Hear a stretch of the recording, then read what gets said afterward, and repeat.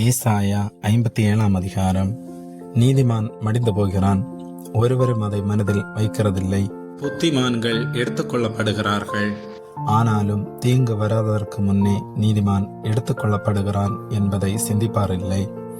நேர்மையாய் நடந்தவர்கள் சமாதானத்துக்குள் பிரவேசித்து தங்கள் படுக்கைகளில் இளைப்பாறுகிறார்கள். நாள் பார்க்கிறவளின் பிள்ளைகளை, விபச்சாரனுக்கும் வேசிக்கும் பிறந்த சந்ததியாரே, நீங்கள் இங்கே கிட்டி வாருங்கள். நீங்கள் யாரை பரியாசம் பண்ணுகிறீர்கள்? யாருக்கு விரோதமாய் வாயை திறந்து நாக்கை நீட்டுகிறீர்கள்? நீங்கள் துரோகம் பண்ணுகிற பிள்ளைகளும் கள்ள சந்ததியாரும் அல்லவோ?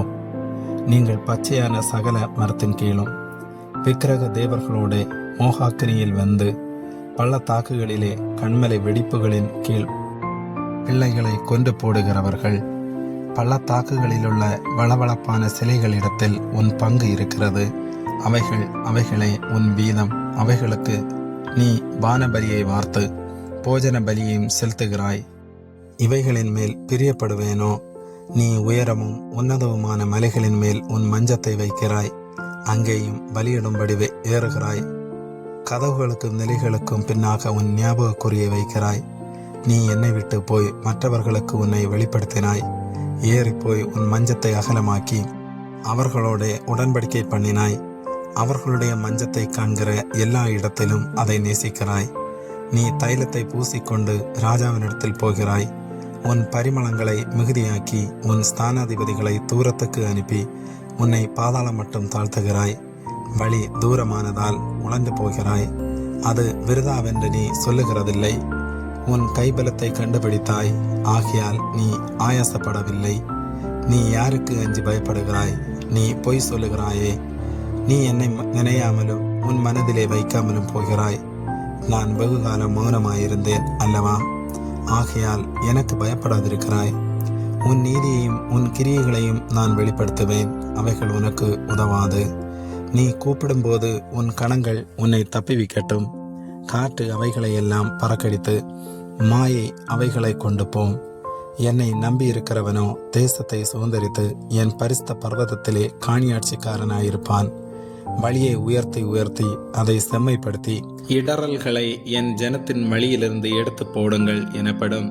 நித்திய வாசியும் பரிசுத்தர் என்கிற நாமம் உள்ளவருமாகிய மகத்துவம் உன்னதவுமானவர் சொல்லுகிறார்.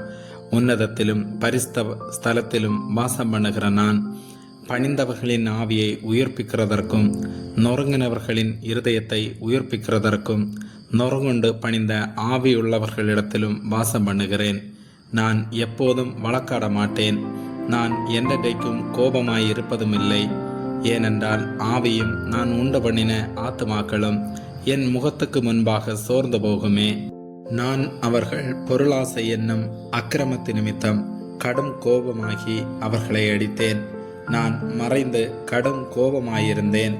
தங்கள் மனம் போன போக்கிலே மாறுபாடாய் நடந்தார்களே. அவர்கள் வழிகளை நான் பார்த்து அவர்களை குணமாக்குவேன். அவர்களை நடத்தி திரும்பவும் அவர்களுக்கும் அவர்களிலே துக்கப்படுகிறவர்களுக்கும் ஆறுதல் அளிப்பேன். தூரமாய் இருக்கிறவர்களுக்கும் சமீபமாய் இருக்கிறவர்களுக்கும் சமாதானம் சமாதானம் என்று கூறும் உதடுகளின் பலனை சிருஷ்டிக்கிறேன். அவர்களை குணமாக்குவேன் என்று கர்த்தர் சொல்லுகிறார். துன்மார்க்கரோ கொந்தளிக்கும் கடலை போல் இருக்கிறார்கள். அது அமர்ந்திருக்க கூடாமல் அதன் ஜலங்கள் சேற்றையும் அழுக்கையும் கரையில் ஒதுக்குகிறது.